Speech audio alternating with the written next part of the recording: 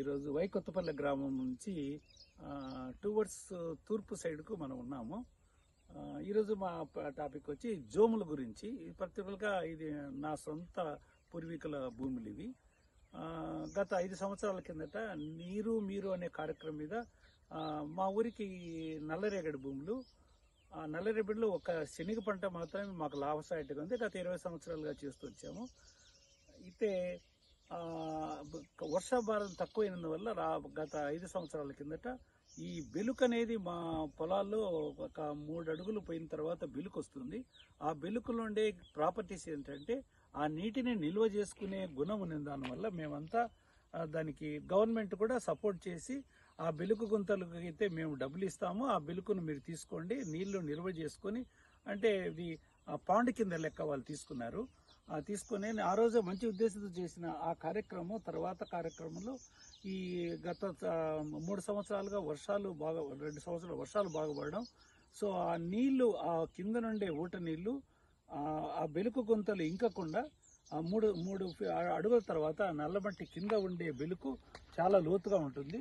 అయితే అవి నీళ్లు ఇంకకుండా పోవడం, అవి సర్ఫేస్ మీదకి వచ్చేసి అవి జోములుగా ఏర్పడినట్టు, దానే జోములు అంటాం ఇక్కడ. ఈ మా కుంట, ఇలాంటి కుంటలు మా ఊర్లో ఒక 10 ఉన్నాయి. ఈ 10 కుంటల వల్ల దాదాపు ఒక 100 ఎకరాల జోములు ఎక్కాయి. ఇది మా ఊరే కాదు, నేను అగ్రికల్చర్ ఆఫీసర్ మాట్లాడినప్పుడు ఇలాంటి సమస్యలు అన్ని చోట ఉన్నాయి, దీనికి రెమెడీ ఏమని అడిగాను.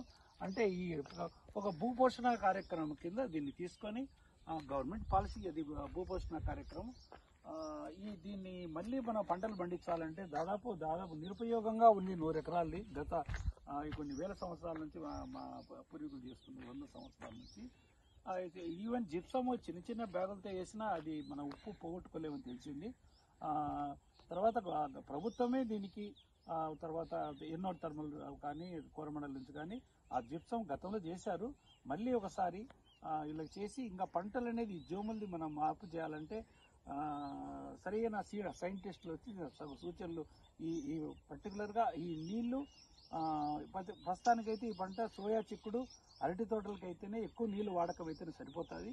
ఇది మళ్ళీ ఈ 50 ఎకరాల నుంచి 1000 ఎకరాలు మా చుట్టూ 3500 ఎకరాలు కానీ మా గ్రామాన్ని ఒక వృత్తంగా తీసుకొని ఎలా దీన్ని చేయాలా అనే ఉద్దేశంతో ఈ కార్యక్రమాన్ని మీ ముందు ఉంచుతున్నాను. మనం ఈ పాండ్ దగ్గర ఉన్నాము. గత 2 రోజుల క్రితం వీడియో ద్వారా ఈ జోములు అనేది సబ్జెక్ట్ మీద మాట్లాడుకున్నాము.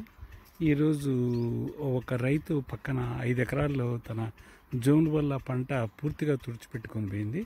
సో కానీ దీంట్లో నుంచి మోటార్ పెట్టి నీళ్లు కొడుతున్నాడు. 1 అడుగు నీళ్లు తగ్గినట్టున్నాయి. ఇంకొక 2 అడుగులు నీళ్లు తగ్గిపోతే ఈ నీటిలో కొంచెం లోపల బెలుకులో పోయే నీళ్లు తగ్గిపోయి వచ్చే పంటలు, ఇంతవరకు నిలిచి ఉన్న పంటలు కాపాడుకోవచ్చనే ఒక ఆలోచన ఉంది. లెట్ us see 3 అడుగులు పోయినాక ఎటువంటి వాతావరణం వస్తుందో వచ్చే కాలము ఇది ఒక రెమెడీస్లో ఒక పాత్రగా తీసుకుందాం.